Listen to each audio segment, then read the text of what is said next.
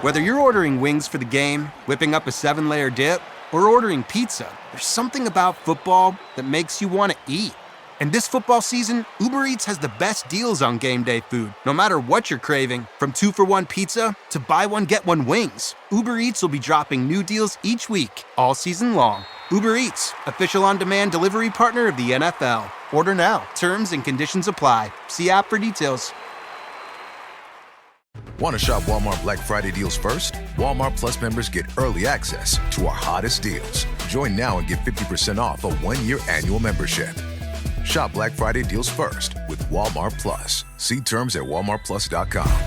The family that vacations together stays together. At least that was the plan. Except now the Dastardly Desk Clerk is saying he can't confirm your connecting rooms. Wait, what? That's right, ma'am. You have rooms 201 and 709. No, we cannot be 5 floors away from our kids. The doors have double locks. They'll be fine.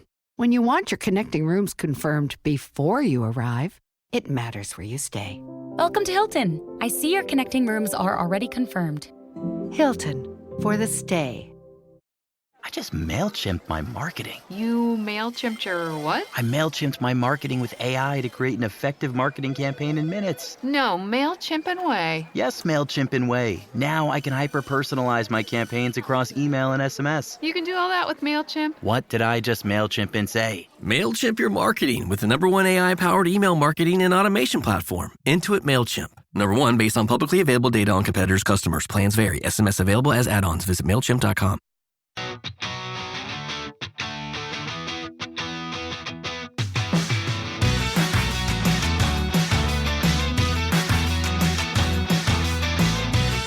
Welcome back to Rams Up, your favorite LA Rams podcast. We are part of the Fans First Sports Network. You can follow us on our YouTube channel as well, at LA Rams Up.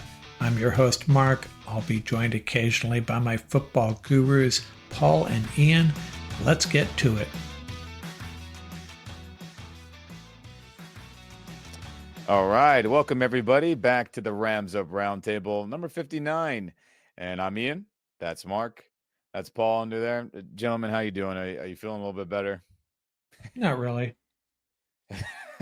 Yeah, me either.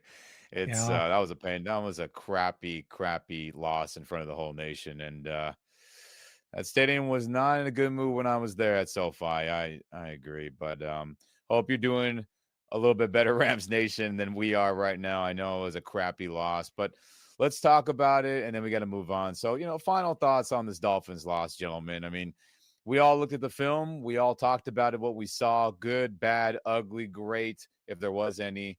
And, Mark, what are your final thoughts on this primetime loss to the Miami Dolphins? Well, it's just frustrating because I feel like we have 2 games now. I compared this to the Bears game where we really should have won. We were the better team. Just too many things went against us. I think that we didn't have a good game plan. We abandoned the run game, as you guys are going to talk about, I'm sure. And it's just one that slipped away, really frustrating. And Ian and I talked about it on the post-game reaction. Just had a crappy feeling the entire game. From the get-go, there was something wasn't quite right with this team. And I think it was probably a lot of things weren't quite right. And it's kind of disappointing to see that a team of this potential caliber just kind of comes out and throws a dud, frustrating. Yeah, it was crappy. I mean, Paul, we've talked off air and off camera, obviously, and all of us together, but Rams Nation's got to hear your thoughts, your final thoughts on this loss, man. I mean, it was a loss that I think it was embarrassing, to tell you honestly. I think Troy Aikman said it best. He described it as a demoralizing loss. I mean, the Rams were definitely on an upswing. I mean, there's so many positives on this roster, but for that team to come out and just look as unprepared as they were, just sort of lifeless as they were, just the football IQ just wasn't there for a team that has so many veterans, especially on offense. I just thought I agree with you. I thought it was a very peculiar game. And I have my own hypotheses on it. I think a lot of players. I mean, I don't think they were. I don't think the word was upset. I think they took it as a real negative that I think certain players were yanked out of the lineup so unceremoniously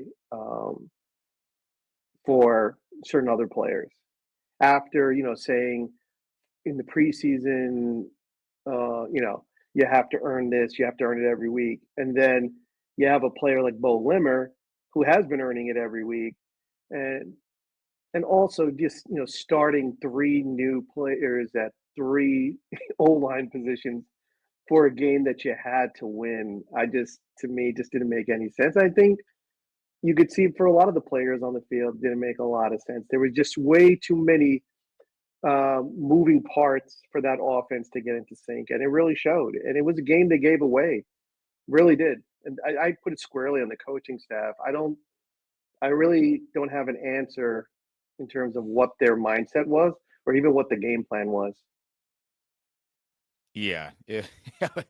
I was there at the game, like we talked about in the post game, and gosh, the crowd was ready to rock and see some good high flying Yeah. offense. And luckily, the defense put a lot out there to cheer about and feel good about. I mean, that shout out to the defense after watching film, after going play by play. I mean, they played a much better game than I think people even realize. Containing Tyreek Hill, you know, getting Okello Witherspoon to be like, hey, dude, you're gonna have to hold on the best you can, and we're gonna have Darius Williams shadow Jalen Waddle a bunch.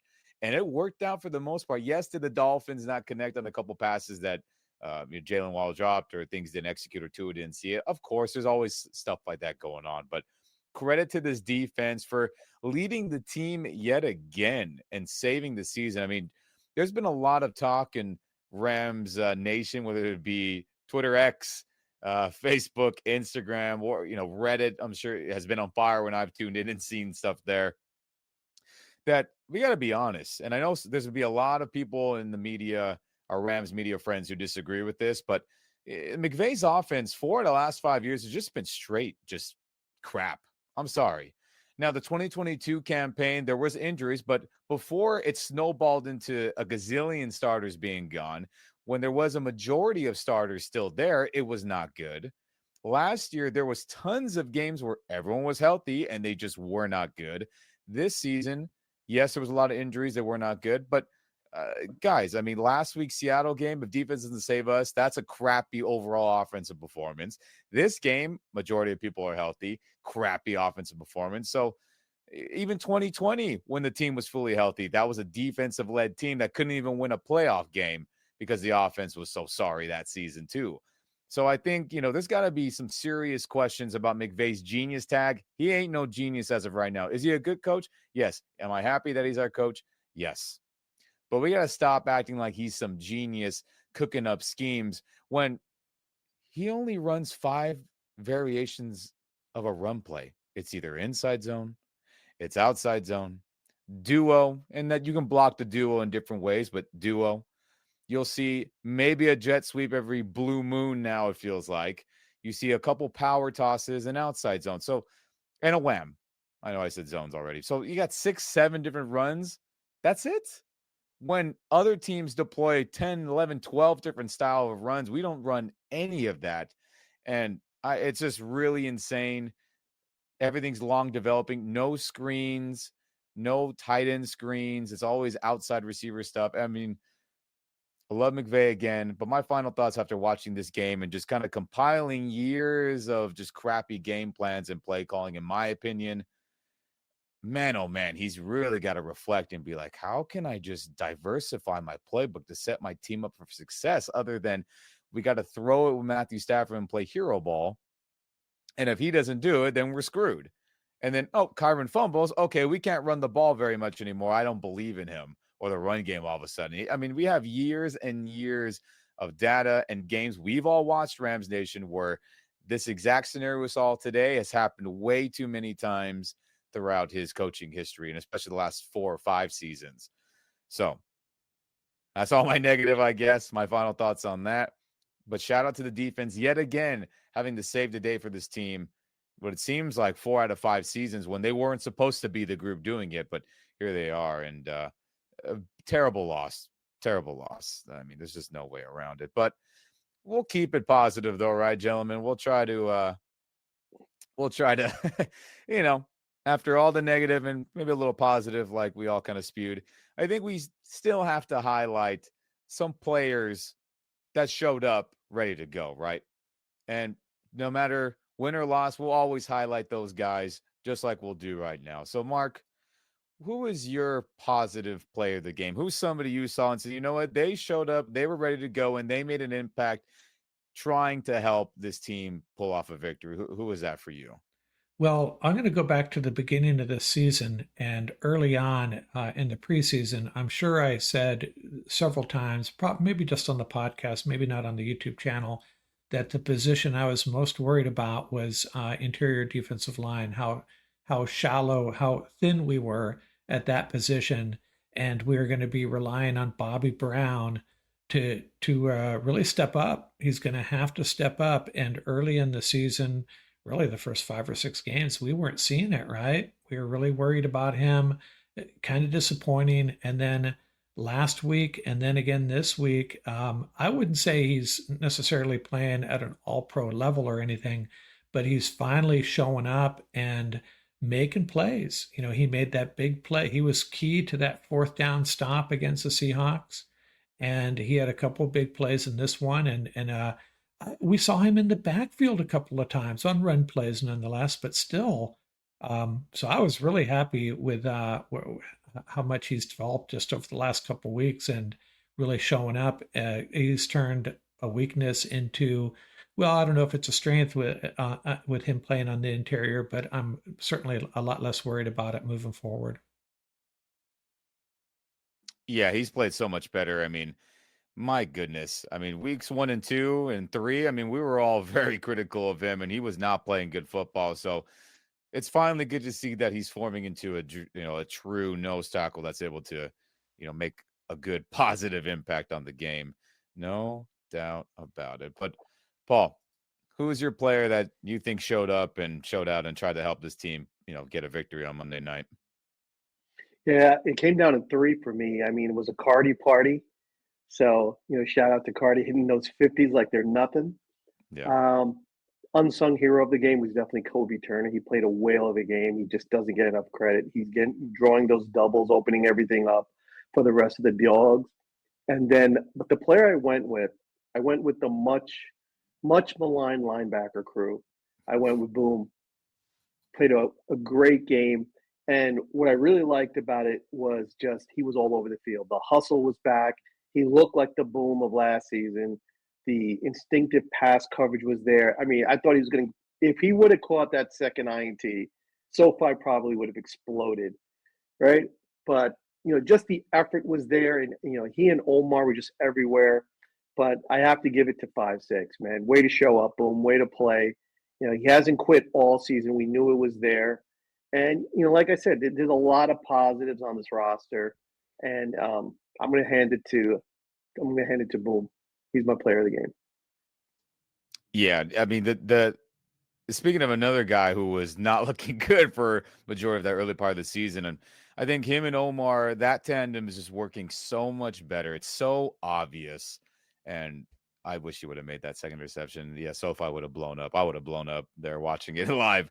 But shout out to him. I mean, he's a big reason why this defense is playing much better football. So that's a great selection for sure. And for me, who's my positive player? I mean, guys, can we hand this dude defensive player of the year right now? Rookie of the year? It's a wrap. And I think, truthfully though, should he not be in consideration for defensive player of the year overall, rookie or not? I mean, it feels like he's just wrecking games all the time now. I mean, who's getting strip sacks and crucial 3rd down sacks and pressures and tackles? I mean, I know you would argue, hey, come on, TJ Watt and others, but I feel like he's just a human highlight reel at the moment. And in this game, he did it again. The strip sack there to get the ball for us was fantastic after, we had fumbled it, like, the drive right before, after Roseboom intercepted. I mean, that was a crazy 3-drive sequence between both teams there, but clutch. Yes, he had a missed tackle that would have been crucial on the 3rd and 19, where if he would have got him, I mean, that would have been huge. And I know this defense still has tackling issues, no doubt about it. But Jared Verse, if he was not playing all world like he is right now, we wouldn't be winning many games right now. Let's just call it what it is. His influence, his power, his speed that he's starting to develop, his play in tandem with Byron there, with Kobe there, with Roseboom pointing in the background there, and also Braden Fisk. He showed up this game in a big way and kept us alive to be able to hopefully pull a comeback, which I know didn't happen, but he's my positive player of the game. I mean, I'm happy to keep highlighting him every week if he keeps balling out like this on the D-line, rushing the quarterback. So happy that we got all that out of the way, but we lost. So not everything is, the sunshine and rosy flowers. So we got to talk about a player, each of us, who was pretty damn bad. So, Mark, who is your negative player of the game? Who was somebody you were like, holy crap, he didn't show up. He didn't play well. His play cost us a win. Who is that for you? Well, I'm kind of mad at Jonah Jackson for playing at all because it meant Bo Limmer's not playing. And I know he didn't have a good game and that bad snap. And sometimes, maybe it's not him that we should be criticizing. Maybe it's the coaching staff for making that change. But he didn't play well, and that bad snap was probably the biggest play of the game, really. One of the, probably top 3 biggest plays of the game. Really hurt our chances there. So I'm going to say Jonah Jackson. There may be other players that had an overall worse game, but I'm going to roll with Jonah Jackson. Yeah, he sucked. I mean, there's just no other way to say it. Snaps was horrible, right? Multiple times, Stafford had to juggle it. There was one on a pass. He's lucky he juggled it and he threw that deep comeback route to the left side of the field. That was one of them. I was like, oh man, that could have been a disaster. And then on the run play, that's where snap was high. He fumbled it. But even then, his blocking was just flat out not good. Never felt like there was no power behind his blocks. Pass block, he looked timid. I mean, he just didn't look ready to go, and he didn't look strong and powerful. And for this to be a free agent signing that was like the number 1 gold gem this offseason, I mean, it's just been a flat-out disaster. So he deserves that, Mark. I mean, that's a hell of a choice there. But, Paul, who is your negative player? Who do you think didn't show up or played well and led us to a loss? Yeah, I'm going to hang it on the coaching squad. The decision to play the entire right side of the O-line. So you had a new right tackle, you had a new center, you had a new left guard in this game. You had the luxury of a center that was playing well. And I don't think anybody's really critiquing the decision to play your starters, right? If those are your starters. But did you have to play them all simultaneously in one game? I think was the question. So I know when, just like everybody else, got the update regarding them being activated for practice eligibility. So I think just like everybody else, I thought they were just being activated. And, we'd probably see left guard would be the position that they would. We knew Nopal was going in at tackle. But then to try to change that entire dynamic, it's really rough for any team. But if you're changing 3 out of your 5 starters in one game and then wonder why the offense is out of sync, I just don't. I mean, listen, we're not in the locker room. We don't know what the injury status is for many of the players. And, maybe Bo Limmer got tweaked something or whatever it may have been. But I just think it was an odd decision, particularly at such a pivotal game. If they had the luxury to, they could have started somebody at left guard between Avila and Jackson, whoever was healthier, rode with Limmer, rode with Nopal, and then in the Patriots game, then make your center switch. That probably, to me, you sort of scaffold it based on how everything progresses. And if you have to go one more game, you have the luxury of letting Jonah Jackson get healthy because Limmer is playing so well. So you don't even have to rush him back. You have the luxury between Avila and Jackson to say who's ever healthier, play the left guard spot. So I'm like I said, I think that really just short-circuited the entire offense. They were just out of sync the entire game. and that cost the Rams. And that decision in and of itself, really, honestly, and the play calling down the stretch, the time management down the stretch, I mean, it was just beyond belief. They called a running play with, I think it was like 43 seconds on the clock. Are you kidding me? It was just absurd at some point. And not going for it inside the 10 and that late in the game. I mean, that's just inexcusable. You have to go for it. You have. And there was one play call where they threw it out to Davis Allen in the flat, and Cooper Kupp's wide open in the middle of the field. I mean, in clutch situations, you have to look for your guys. And D-Rob didn't catch a pass until what? Late into the third quarter? His first pass? Or fourth quarter, right? Was it fourth quarter? I'm pretty sure, if my memory serves me right. I mean, it might be late third, but it was late in the game for sure. It was late in the game. The dude was smoking hot, right, for the last two games. Red hot. It was just, I mean, there were just so many peculiar things. I think Mark hit the nail on the head. There was just something odd about this game from the first snap. And I really think that O-line decision threw off the entire team dynamic, not just from a play standpoint, but I think from a mental standpoint. It really threw off the whole, 11 as one dynamic that everybody was trying to buy into. And, that's the first thing that sort of caught me, that if I was a player, I would have been like, eyebrows raised, like, oh, okay, interesting. So, and then you have Cooper Kupp laying it out on the line. You got, Puka battling out there with his knees, probably barking. And then you pull Bo Limmer. I don't understand it. Listen, if Jonah Jackson plays a whale of a game, Avila plays a whale of a game, Nopum plays a whale of a game, would we be saying the same thing? Yeah, we'd probably be saying the same thing. What was the need to take that risk? You needed that W. You really needed that W. You go against the Patriots. I mean, no game is a gimme, but you do it 1 week at a time. And Mark's right. It was like the Bears game all over again. They gift wrapped it for the opposing team. So I got to hang that one on the coaching staff. Yeah. I mean, we talked about it. We're like, hey, if Jonah Jackson doesn't play up to Bo Limmer's level, and it was just a complete, we said that, and we're like, hey, we got to have some serious conversations about getting him out of the starting lineup. Well, it was DEFCON 9, right? It went nuclear on Monday night. It was horrible. So I agree with everything. And like I said earlier on our final thoughts, it was coaches. I mean, offensively, I'll put the blame. Defensively, I think they got them ready, but offensively, yeah, no doubt about it. And then who the heck's my negative player of the game? Well, I think everyone kind of has an idea based on everything we said. I mean, Joe Noteboom, guys. He has he has the fifth highest cap hit on our team, right?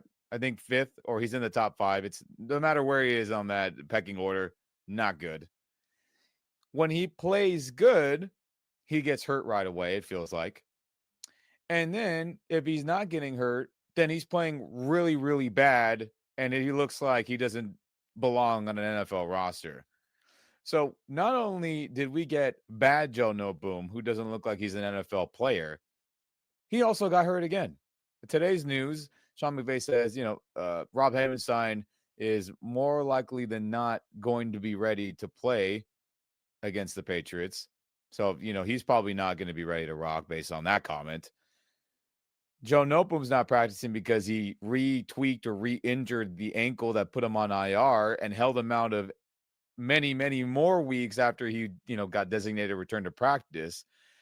And I get it. He hasn't played. He hasn't practiced seriously in a while. I get all that. But it's always something with Joe Noteboom. And Joe, if you happen to listen to this or any family member or friends, we appreciate everything you did during the Super Bowl season. I mean, look, you stepped in admirably when Whitworth got hurt. You played good football then. In the playoff game against the Bucs, you came in and played good football, and you're a big reason why we won a world championship. I get all that. But now we're many years removed from that. We gave you a big contract, and you haven't lived up to that. His play hasn't lived up to that. And he's been more detrimental than positive or even getting things back to the mean, the average It's been awful. And then on Monday night, he was awful the whole night, just like Jonah Jackson. No energy and force in the run game. Pass blocking sucked. And the film doesn't lie. I mean, he's just had multiple games the last 2-3 seasons where he's just looked bad. And they have to figure out a way to get him off this team and get that money off the books and all that. I mean, it's not working out. So he's my negative player of the game. And I mean, in an alternate timeline, we win this game, gentlemen, and we have we're feeling good. But we live in the dark timeline right now. Where the Dolphins game got us, and what are we 2-13 against them now all time? It's just like the Bears in Chicago. We can't beat them there. We just can't beat the Miami Dolphins for whatever reason. But with that said, time to move on. Time to wash our football brains of that crappy ass loss on prime time. And now we got to talk about Paul's building blocks. Because we know, Paul, you always have a great list every week about what the hell needs to be done to win games. Did we do them from the previous week? And take it away, my friend. What needs to be done for us to get on a win streak again and get into the damn tournament? Take it away. Want to shop Walmart Black Friday deals first? Walmart Plus members get early access to our hottest deals. Join now and get 50% off a 1-year annual membership. Shop Black Friday deals first with Walmart Plus. See terms at walmartplus.com. The family that vacations together stays together. At least that was the plan. Except now the Dastardly Desk Clerk is saying he can't confirm your connecting rooms. Wait, what? That's right, ma'am. You have rooms 201 and 709. No, we cannot be 5 floors away from our kids. The doors have double locks. They'll be fine. When you want your connecting rooms confirmed before you arrive, it matters where you stay. Welcome to Hilton. I see your connecting rooms are already confirmed. Hilton, for the stay. I just MailChimped my marketing. You MailChimped your what? I MailChimped my marketing with AI to create an effective marketing campaign in minutes. No, MailChimp and Way. Yes, MailChimp and Way. Now I can hyper-personalize my campaigns across email and SMS. You can do all that with MailChimp. What did I just MailChimp and say? MailChimp your marketing with the #1 AI-powered email marketing and automation platform, Intuit MailChimp. #1 based on publicly available data on competitors' customers. Plans vary. SMS available as add-ons. Visit MailChimp.com. The Volvo XC60 plug-in hybrid is about performance. Not just on the road, but in life. With not only trunk space, but room to make memories. It's electric, with a backup plan, where the only speed that matters is how fast you can slow down. The Volvo XC60 plug-in hybrid.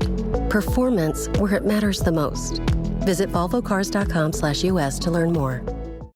The new Apple Watch Series 10 is here. It has the biggest display ever.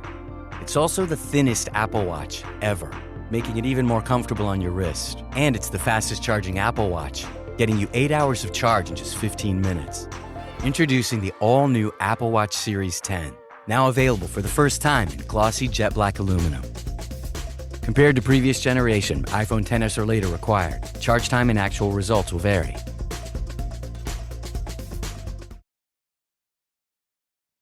Yeah, and I think you're spot on. It's about the tournament. I think I speak for every fan. We watch this season. We're really not too concerned about the regular season. We want to get to the dance, right? We want to play that that championship game. We're channeling the Dodger energy, and the Dodger season reflects a lot of what the Rams are going through with the injuries and everything else, and really struggling to find their mojo again. But I mean, the Rams have so many positives on the roster. And just before, as a sort of before we start into the building blocks, the Rams didn't make a move at the trade deadline. So you're sending the message to your team, I like this roster. I like what we have. Obviously, the Rams love to make those street free agent moves. They're not always all in on the trade deadline. They like to make those street free agent moves, and that's still available to them. But I really felt that they should have made a move at the trade deadline. There were definitely some players out there that would have really helped this team. But I think I saw a lot of the posts by Ram Nation, and they're spot on, Ram fam. Like, what is happening at practice that things are so astonishing during the game. Like you weren't aware this player was not able to hold down that spot? Like what were they showing you in practice that you are so uber confident, and then when you play them out there in the game, there's such a, I mean, it's not even like in the middle of the game they're starting to struggle. They're starting from the first snap of the game. So I'm with you, Ram Nation. That's the question I don't think anyone can answer because we're not there in the locker room. So that's the first thing. So a whole, the non-activity at the trade deadline is something that has to be questioned. So that's primary. So going into the building blocks, we said they have to hit on 4 of these 6, and we'll walk away with a dub. So let's take a look. Already you can see we got 3 X's there. That explains a lot. So the first thing was, it's like a broken record. It really is. It's like a broken record. The power ground game, we said 27 plus carries. We weren't even close to that. We had that one series where Blake was in the game, and after that, it was all done. They could have used Kyron. Honestly, Kyle Long on FanDuel said it before the game. He said, start Kyron Williams. He said Kyron Williams was going to explode in this game against this defense. Everybody else said, even Troy Aikman commented on it during the game when they were moving the ball down the field. I think it was just a missed opportunity. It was there. It really was. And what an easy way to get your O-line back in sync for guys who haven't played since week 1, right? So, I mean, come on. Just let them get lathered up and let them just blow some people off the ball and open up those lanes and play action it all day long. It would have been, honestly, I think it would have been an easy 100 for Kyron. Really would have been. I think the duo easily could have, he and Blake could have easily combined for 150 yards in this game. So big, fat miss on that one. And that's something that they have to establish against the Patriots, right? This game that's coming up. They really have to establish that ground game. It really hurt them in this game against Miami. The load management for Kupp and Puka. Didn't see that at all. D-Rob didn't get the ball till late in the game. Also did not establish the tight ends in the game. I mean, we definitely saw them trying to establish Davis Allen. Oh, Davis Allen. Well, let's go back to that again. Let's think about this. 3 new players in the O-line, and now you've reconfigured your entire tight end scenario. All showing up in the same game. And you wonder why the O-line and everybody else is out of sync. Now, I'm happier probably than anybody that Davis Allen is finally getting the rock, but could you have coordinated it a little better? Maybe that's something also we could have unveiled in the Patriots game. So when you look at the snap scenario, Parkinson is down to 16%. Long is up to 13% mark. So Hunter Long is getting, he's catching up to Parkinson right now. So Parkinson is a non-factor at this point. Davis Allen was getting much of the burning. I mean, listen, Davis Allison is also working himself back into the primetime lineup. So that's another big fat X there, right? Coop looked great, by the way, and so did Puka. And Coop's taking those hits and he's holding onto the ball. He's showing you he's coming to go do some work. So Staff and 9 and Dime, they're back. They're going to start lighting it up soon, hopefully. Use that aggressive 3 outside linebacker set in both nickel and dime. Ram Nation, put Omar and Davis in rotation, and they were back in the rotation. Omar and Boom look good. That is definitely the starting linebacker unit. And one great thing about this scenario, the Rams base unit 3-4 look better than it ever has, right? You have 2 solid inside linebackers.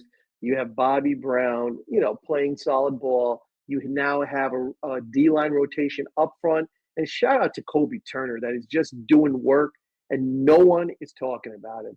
He is quietly getting it done, playing the run as well as the pass. Shout out to him. He is the unsung hero on that Ram D-line, allowing everybody else to get those single matchups. So I'm going to give them a Rams up fist pound because they have found their way on defense. Now they just have to be consistent. They now have a nice nickel setup. They have a dime setup, and they have that base 3-4 that's starting to look good. So the man zone coverages, and just to talk about the secondary, I got to give them a half fist pound. But here's the issue. Kobe, they have a sort of a weird scenario that is sort of developed. So D Will looks great on the outside. We know we got Spoon on the outside. Both look great. However, our boy Kobe now. Kobe has really, really struggled in the slot. And historically, he has struggled in the slot. Now you have an issue. Where do you play Kobe? So, that's something that over the next couple of weeks is really have to be explored for fully the secondary to really take advantage of all its talents. The safety play is struggling. Kinchin's really look lost again. And the farther he is away from the line of scrimmage, the more he's going to struggle. He's really struggling with this match zone concept. You see him best when he's able to read the quarterback's eyes. Listen, he came from the U. That's probably what they told him. Read the quarterback's eyes, take the ball, and take it to the house. And that's what he's used to doing. He likes to throw the body around as well, but he just bites hard on every fake. He just lost back there. So they got a couple of issues in the secondary. So I'm going to give them a half a fifth pound. But the secondary did a great job locking up Miami's receivers and holding it down. The juicing up of the return game, we saw Jay Witt back on the return team, which is, I don't know if that's a good thing or a bad thing. I don't know. But at least they try to juice it up in the return game. And they played the field position game with Evans. And now we got Cardi Party starting. So I'm going to give them a full fist pound. That special teams is no longer a detriment.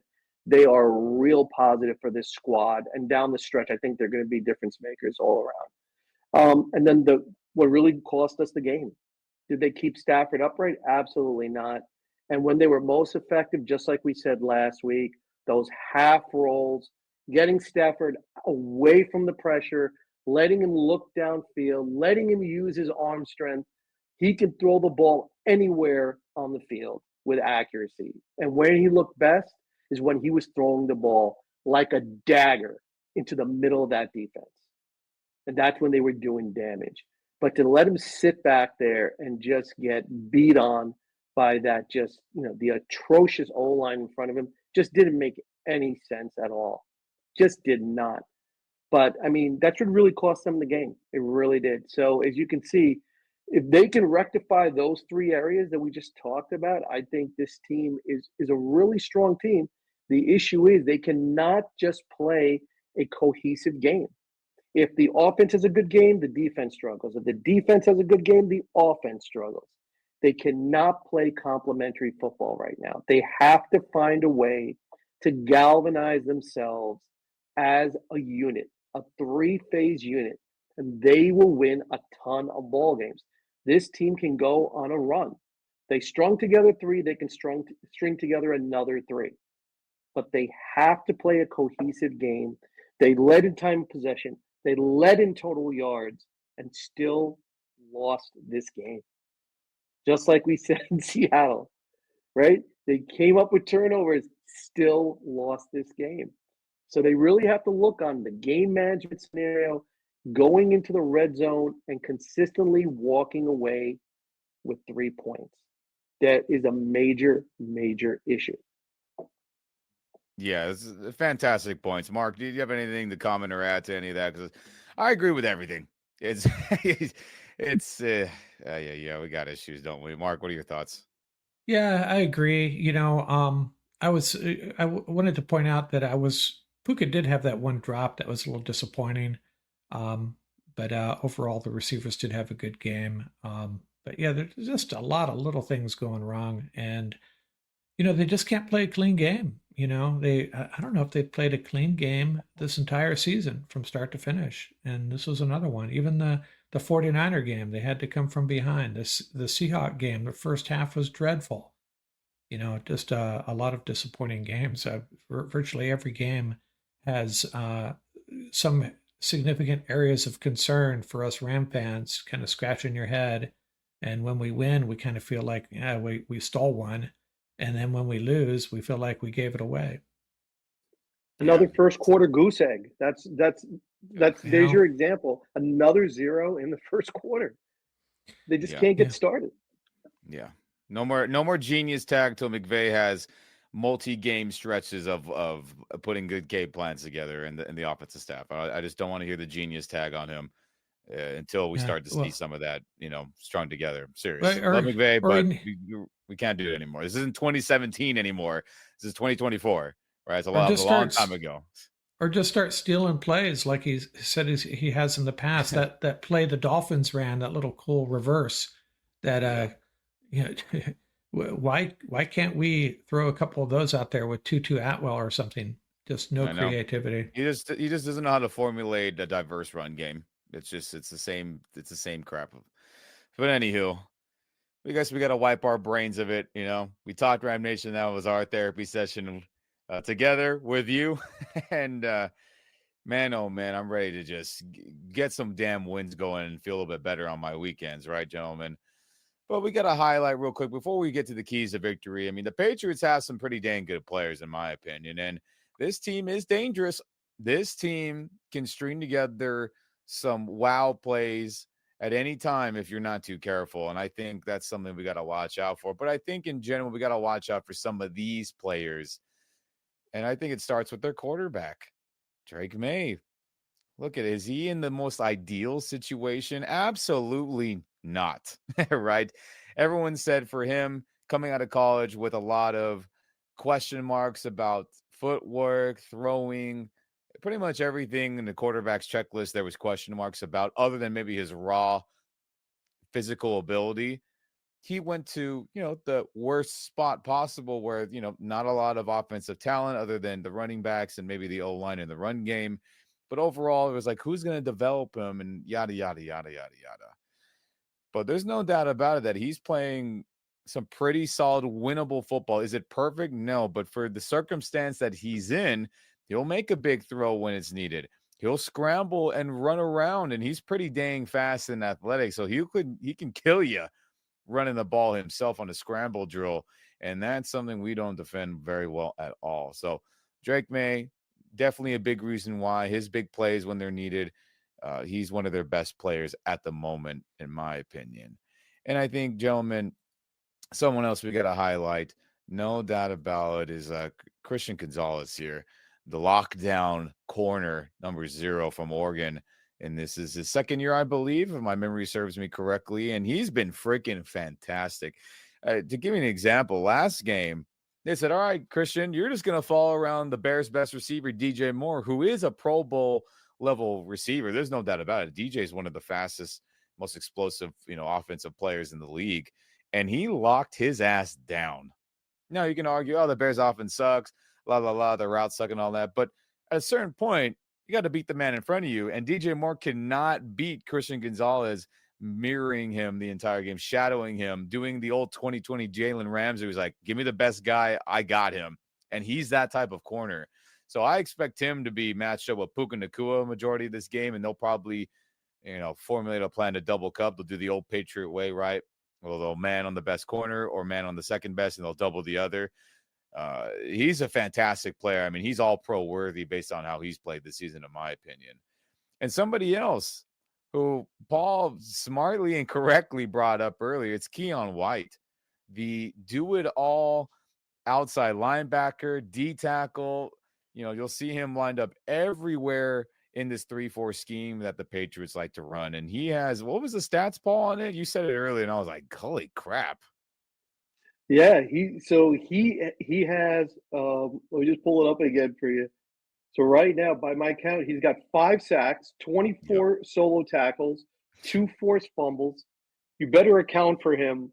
Oh, yeah.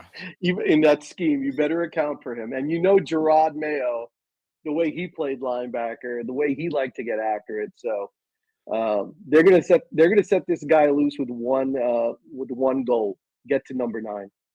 Yeah, so he's a troublesome player that could screw games over. And based on how our O-line looked this past week, I mean, this is a complete mismatch if they continue to not bring their A game. And we'll be in serious trouble against, again, a defense that's coached well, that has good players. And, again, these are the 3 best we all agreed on, but they got plenty more on that defensive group that could really make our day awful again on offense. But those are their best players in our eyes, the 3 best. And, gentlemen, I mean, after talking about that, we got to start talking about keys to victory. But I think before then, let's review some things here. about the Rams and Patriots. So right now, shout out to Mark, formulating all this. The Rams are coming off the 23-15 loss to the Dolphins. Patriots beat the Bears 19-3, a very similar fashion where they just absolutely obliterated the Bears, who again have good players. Maybe their O-line isn't good, but ours ain't playing well right now either. And former player Gerard Mayo is leading the way. So any gamblers out there, Rams are 4-5, Patriots are 3-7, but the line right now is Rams minus 4.5. But I see a lot of people, Vegas people, I see analysts saying, watch out, Patriots could definitely beat this team. And some betting people are putting a lot of money on the Patriots to get the upset. And I don't blame them based, on how we freaking played on Monday night.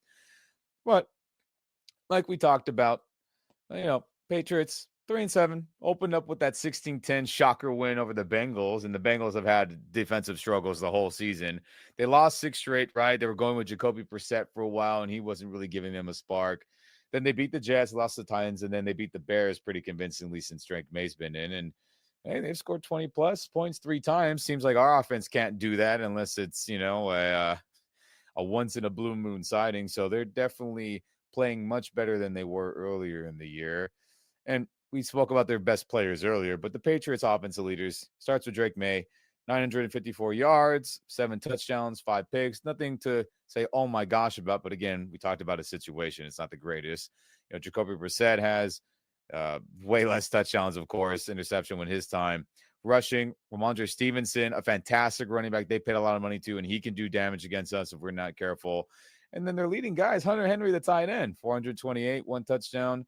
Demario Douglas, the other receiver, 356 and 1 touchdown. So again, I know we can look at these things offensively and say, oh, they're not good. This, and that, and that, and that. But they can get you if you let them. Drake May scrambling, running. I mean, I'm very worried about his running. And then obviously, if we have a blunder in pass coverage like we seem to do every game where someone's wide open for a mega chunk, I mean, we will definitely be in trouble. But here are some stats. Patriots offense, their passing's not good. A lot of that had to do with Jacoby. Their last rushing yards per game, 22nd.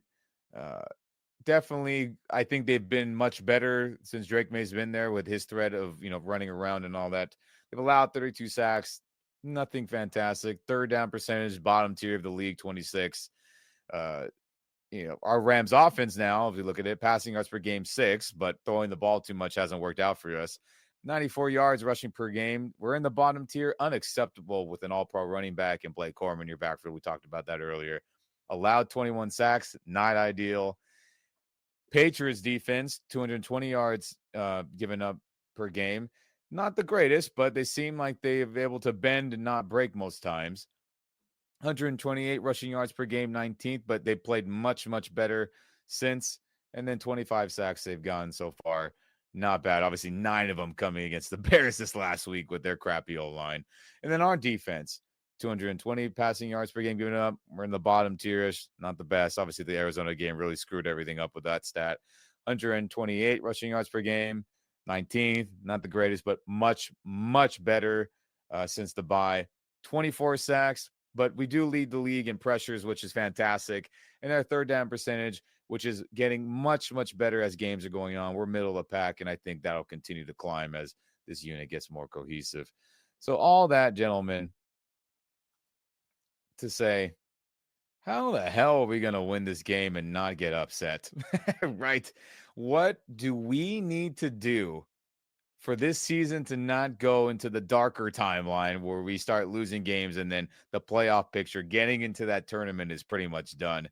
I'm worried about this game, and I'll share my thoughts afterwards. But, man, oh, man, Mark, what are your keys to victory for this Rams team to get a damn W out there in the New England area? Because, oh, man, we need it badly. Well, I think it really comes down to 2 things, and they're no-brainers, really. Number one, our offensive line has to play better, protect Matthew Stafford better, better run blocking. I don't know what our offensive line is going to look like.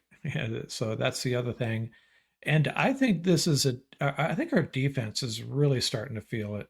And they may be licking their chops at this Patriots offense. I don't mean to underestimate them, but this is a defense that an offense that the Rams defense can really bring it to and get a couple of sacks, pressure Drake May into a couple of bad throws. And I'm looking for our defense to have a really big game, and we might need them to have a big game, and just just start to finish, shut down this Patriots offense, and maybe grab a couple turnovers, give our offense a short field, get an early lead, and it just steamrolls from there. And that's what we have to hope McVay is listening to you guys, though. And if the offensive line is playing well, they're playing well in the run game, and we go to the run and we use Kyron Williams and we pummel this Patriots defense, especially in the red zone, and put the ball in the end zone. No more settling for these field goals is what's really backing us into a corner and costing us wins. Yeah, it's this game. I'm worried, but Paul, what are your keys to victory for the Rams to get a W in New England on Sunday? I mean, I think it's simple. I think it's the same game plan that should have showed up for Miami, to tell you honestly. They have to run the ball. They have to throw the ball to Kyron as well. I mean, Kyron on the backfield looked great. He looked absolutely great. That's what they've been waiting for all season. So they have to really use Kyron. They really have to use Blake. They really have to control the tempo. One thing about the running game, which is going to be really useful for the Rams, is that the ability to control momentum when they get the momentum. And what's really been costing them is that these mistakes on offense gives the momentum right back to the other team. And they're not able to close out. They had a chance right after that boom interception. They could have gone down the field, put it in the end zone. And honestly, you would have seen Miami start to press a little bit. But they're always the team that's pressing because they have the 0 in the first quarter. They're always playing from behind. And then it just starts to build. Like Mark says, it's like steamrolls, but in the other direction, right? So they really have to be able to seize the momentum early, put this game on Drake May. If he's going to beat you, then so be it. You have the horses. Let them play to your strength. Go after it. Play well on first and second down. Get them into third and long, and then let the dogs loose. Have to generate turnovers. The secondary is just too comfortable letting receivers catch the ball and tackle. The whole idea of playing off ball is that, give them that curl the first time. Give them that curl the second time. The third time, you got to jump that route and take it to the house. That's the whole idea. You're getting the hits on the quarterback. The secondary has to generate turnovers. They have to generate fumbles. They have to tackle. They have to strip the ball. They have the horses to do this. Get it back to your offense, and the offense has to capitalize. They have to win the turnover battle. They have to play a clean game on offense, a nice, efficient game on offense. Third down is going to be the key on both sides of the equation. On offense, they have to be close to 50%. On defense, they got to hold the opposition to about under 30%.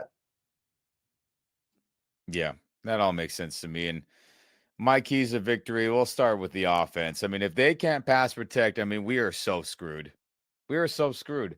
This front seven is so much better than what we saw from the Miami Dolphins on Monday night. It's silly. Like, we will be in serious trouble. So if this pass protection unit cannot give Stafford time to throw the ball when we do decide to throw it, which we know McVay, he loves to pass, so there are going to be a lot of them.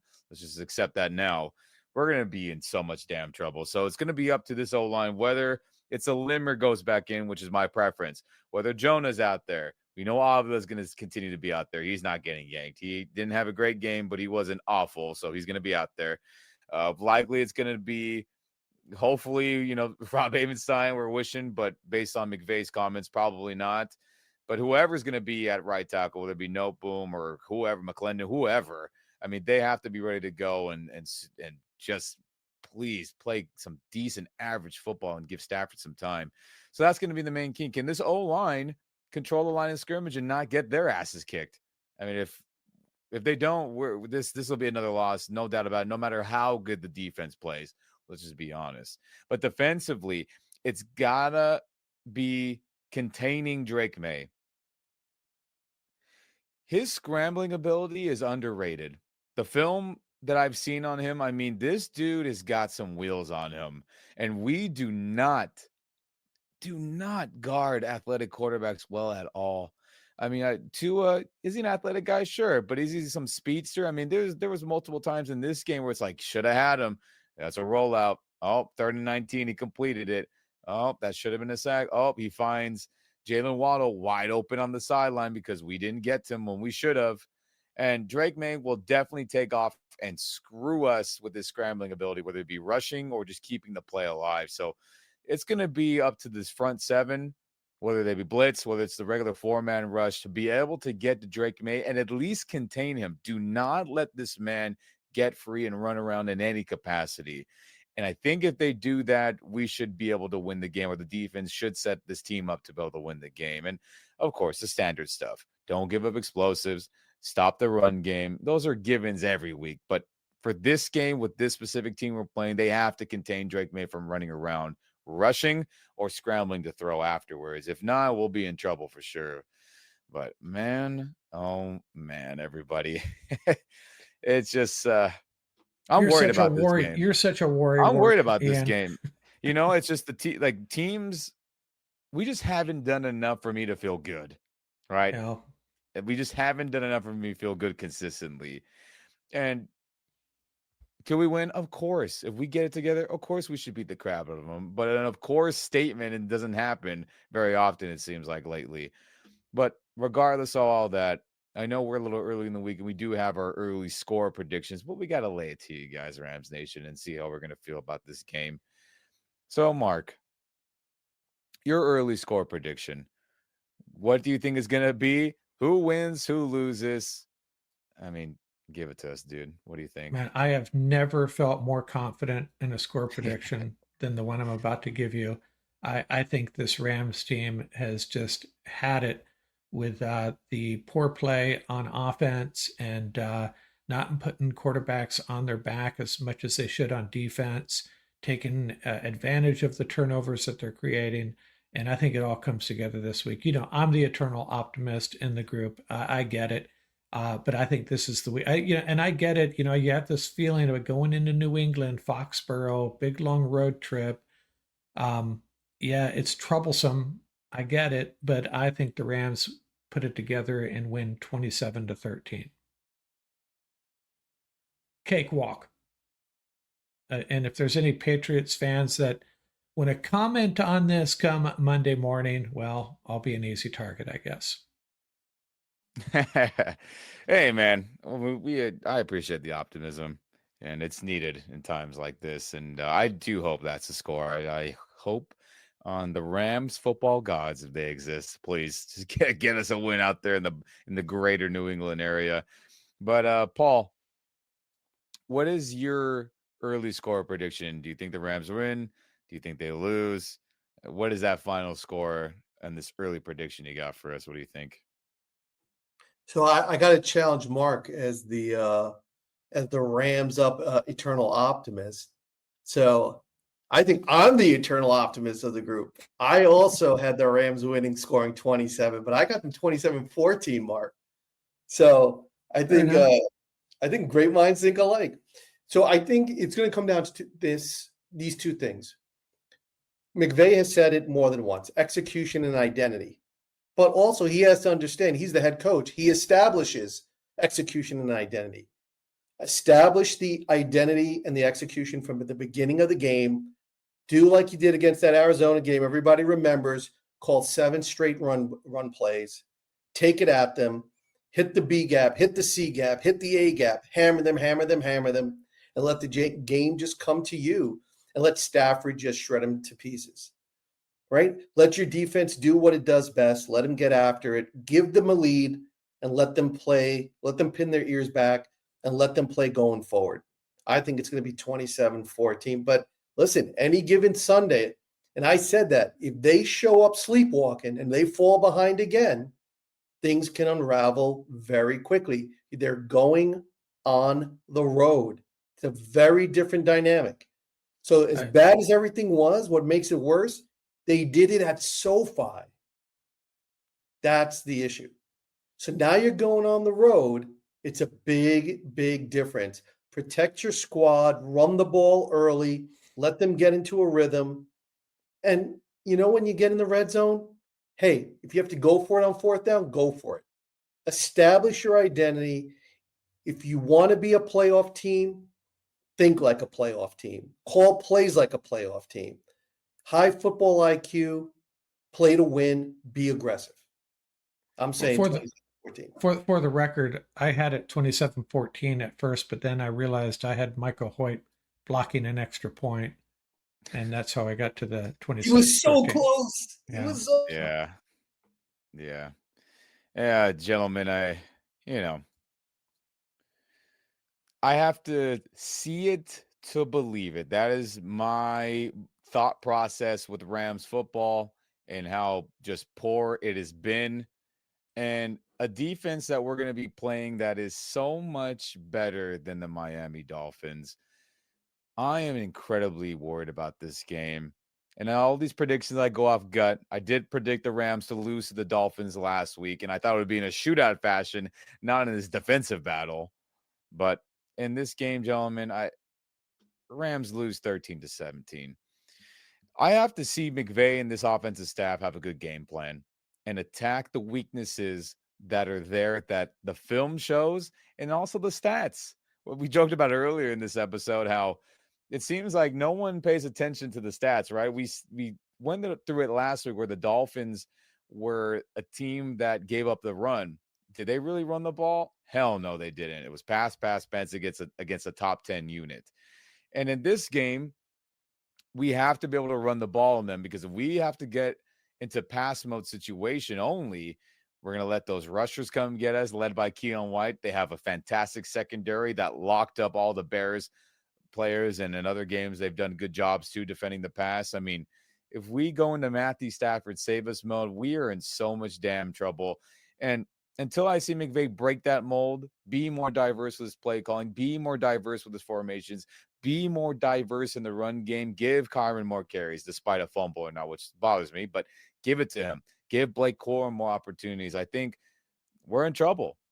And until I see that, I can't pick them to win the game until I start seeing better game plans. So I'm going 13-17, another defensive hold your breath game, but I don't think the Rams offense does enough to pull it off with all their red zone woes, their drive woes. Everything on offense is just such a damn mess right now.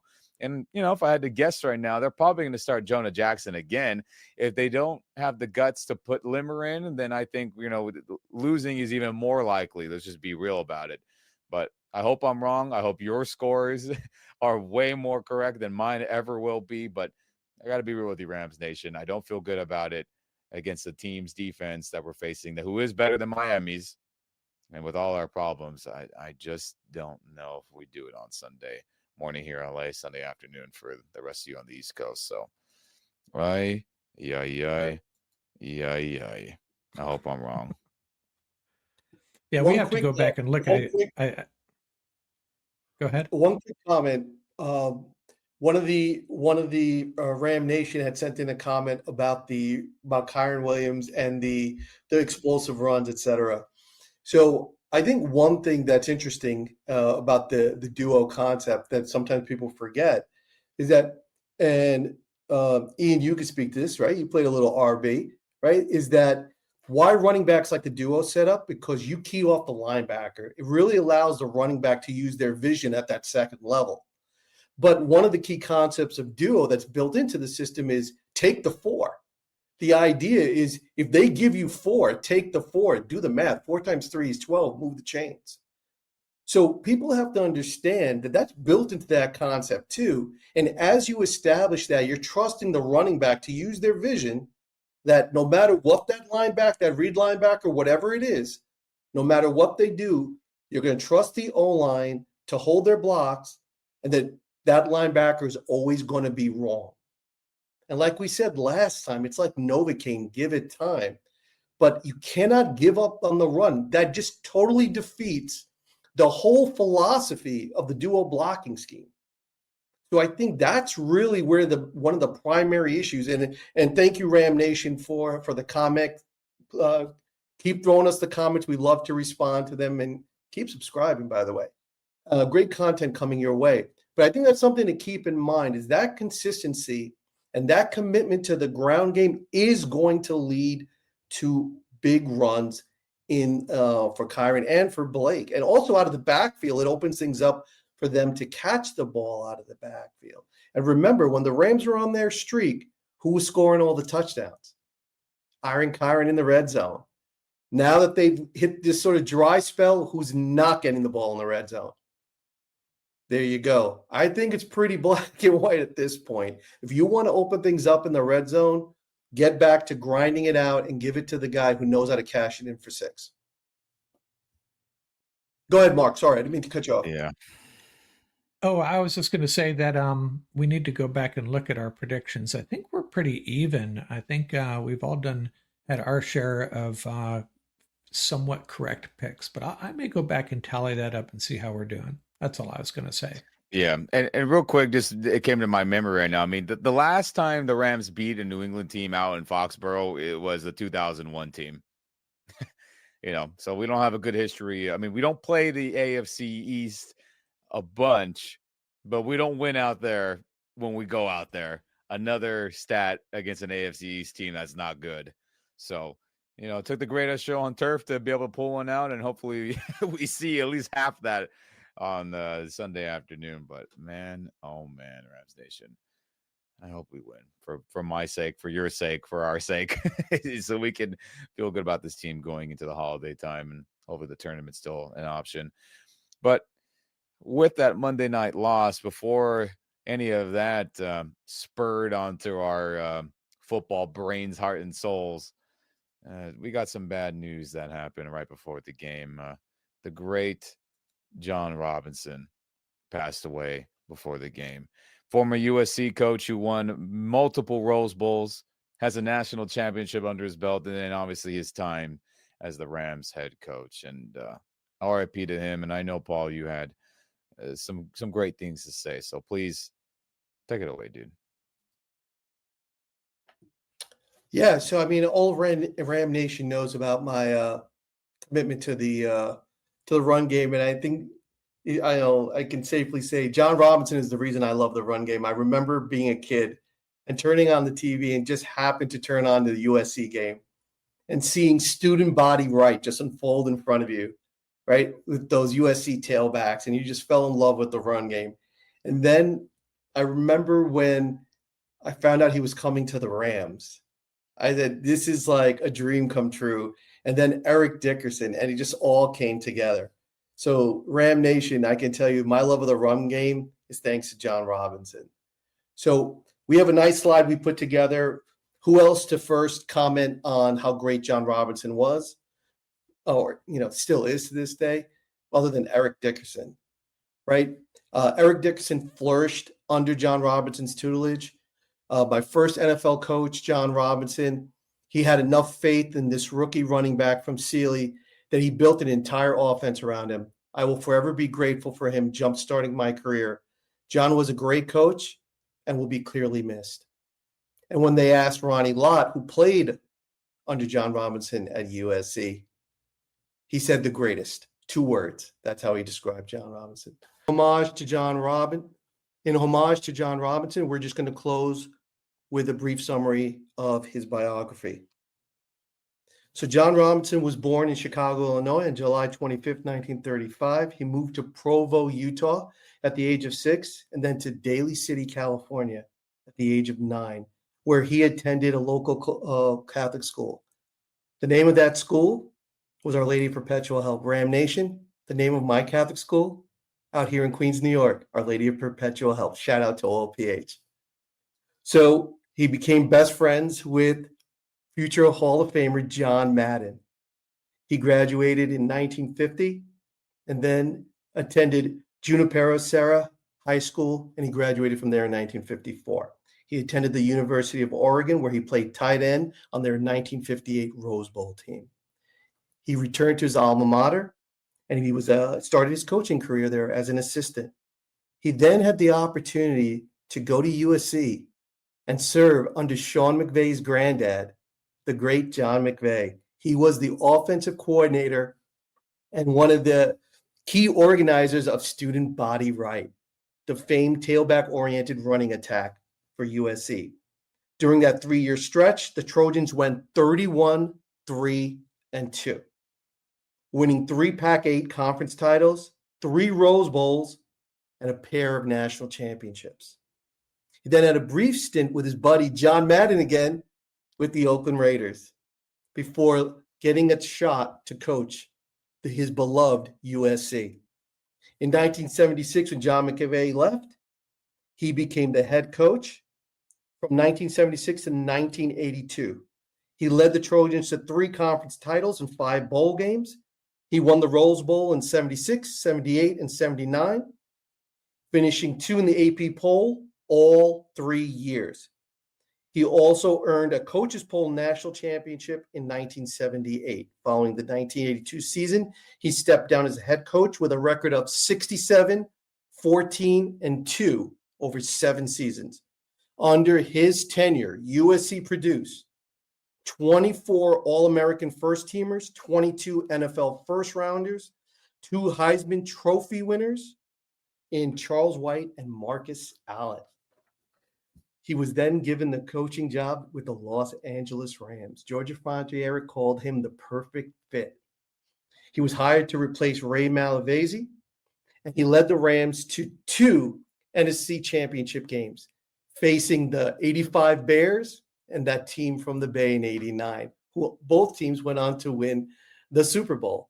Unfortunately, during his tenure, he wasn't really given a quarterback, so he survived with his power running attack, his signature running game, in which Eric Dickerson flourished. During his tenure, in just over 4 seasons with the Rams, Dickerson ran for over 7,200 yards and led the league in rushing 3 times, with his 1984 total of 2,105 yards still the record to this day.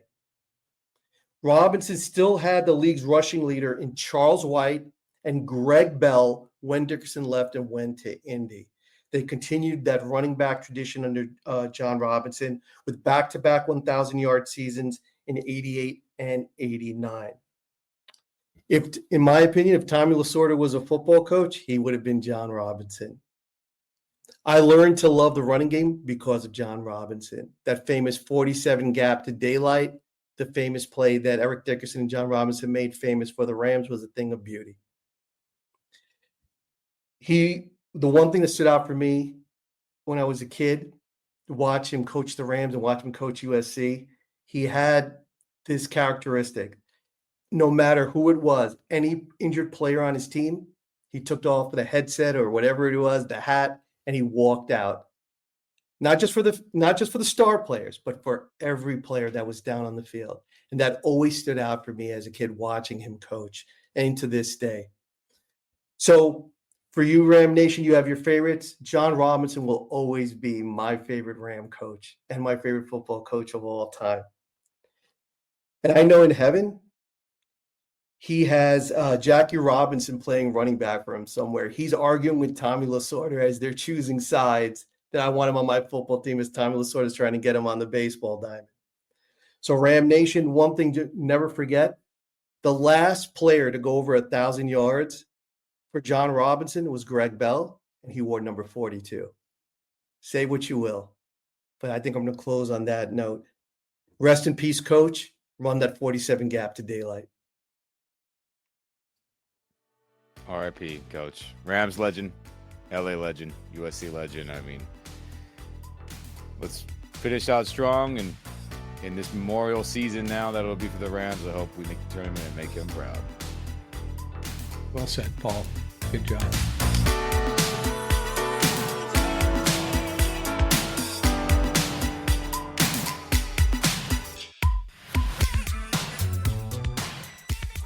That's going to do it for this episode.